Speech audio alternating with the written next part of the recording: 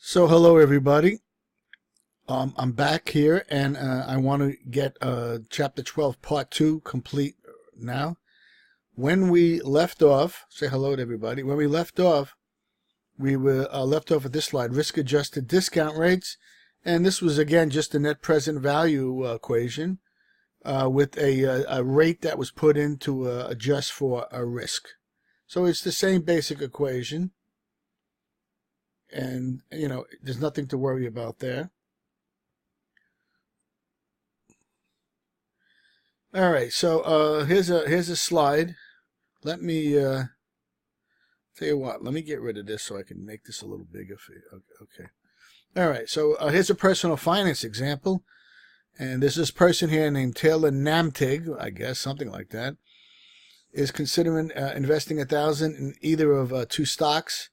She plans to hold the stocks for 5 years and both stocks to pay $80 in dividends at the end of the year. At the end of the year 5, she estimates that stock A can be sold for $1,200 and B for $1,500.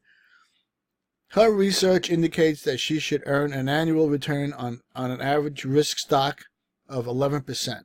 This is what she's expecting, all right, that she should earn, all right?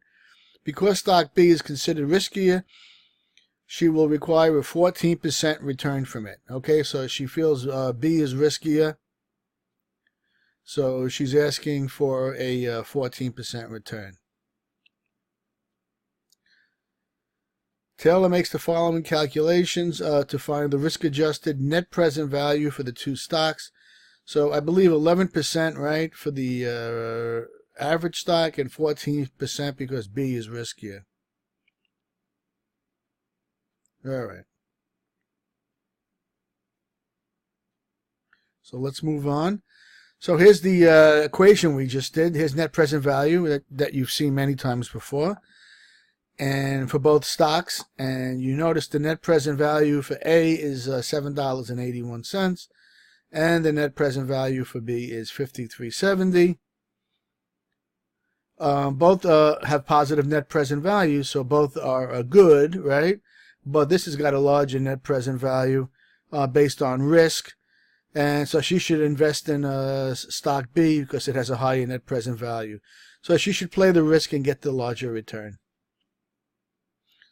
Okay, so if you have any questions on that calculation, either review it on 3:30 or email me. All right, so the infamous capital asset pricing model basically takes into account all the risk, right? Total risk. And it's the non-diversifiable risk, meaning the risk you can't get rid of, and the diversifiable risk you can get rid of by diversifying in many stocks. So non-diversifiable risk is stuff like the way the market's acting now, right? There's nothing you can kind of do to get away from it. So, you got to deal with it, right? So what we're going to do is come up with an equation to give us a return that we should get because of this non-diversifiable risk. Diversifiable risk we can get rid of by having many stocks, okay? So we're going to introduce the infamous Greek letter called beta, and beta will tell us basically how much we should, how risky a stock is, okay, based on non-diversifiable risk. All right, so here is the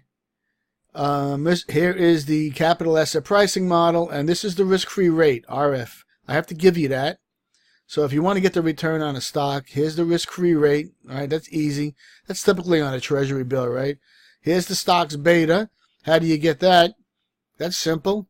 You just go to Google and you look that up, right? You look that up. So if you Google beta on any stock, you'll get it. This is the return on the market, normally the S&P 500. So you can always get that number 2 by Googling it, and then you subtract off the risk-free rate, and you'll get the required return on any asset based on the capital asset pricing model. The equation is easy, right? You can see how simple that equation is there, right? All right, so here we have an example of that. Two projects, L and R, And here's the capital asset pricing model and the security market line. All right, and anything above this, here's the net present value is greater than 0, you accept it. And anything below this, the net present value is less than 0, you reject it. So anything below the line, you reject. You see this here? And anything above the line, because the net present value was greater than 0. And here's the market. Beta of 1. Remember, the S&P 500 always has a market beta of 1. You should know that, right? Memorize that. That's important. All right, I'll skip over ethics. I think you guys take a course in ethics, don't you, in the school?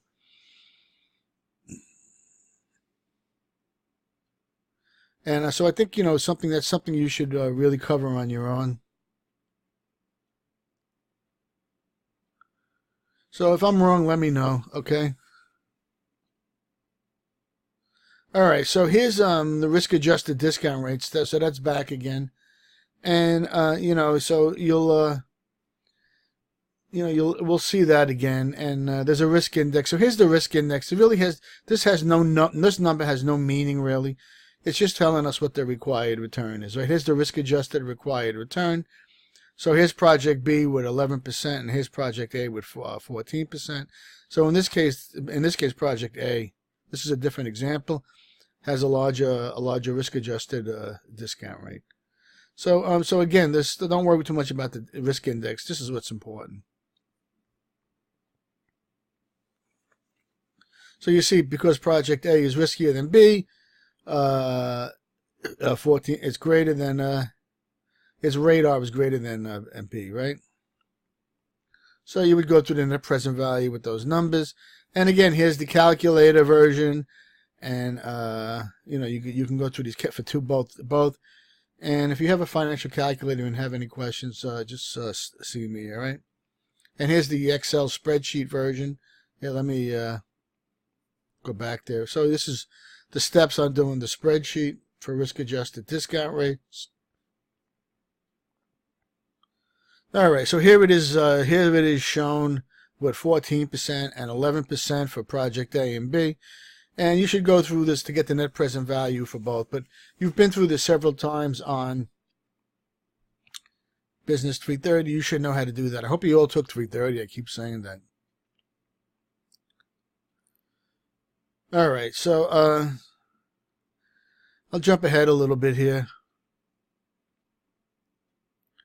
You can kind of read these on your own. This is just a lot of, information.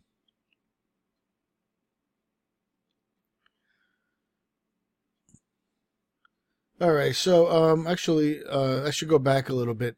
Hold on, let me go back. Really, sometimes you have projects that don't have the same life, right? Sometimes we're assuming they all have like 5-year, or they're both the same, or 10-year lives, and that's not always true.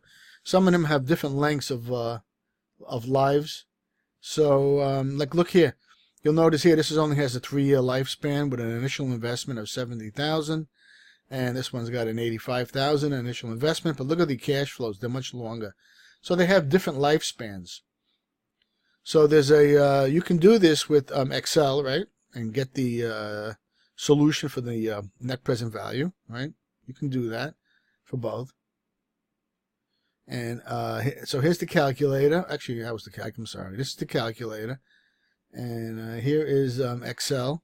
So you can, again, you'll get the same answer, of course. Right? All right, so both projects are acceptable. They have positive NPVs, but I believe one has got a larger NPV than the other, right? So here you can look at this one here. You would accept this one, Project Y. It's got a larger NPV. Right? All right, so I got about 10 minutes into this one. I'm probably going to have to cut this in 3 parts, all right? And this has got like 75 slides. All right, so I'll stop off here and I'll pick up again on this slide. All righty. Have a good holiday, everybody.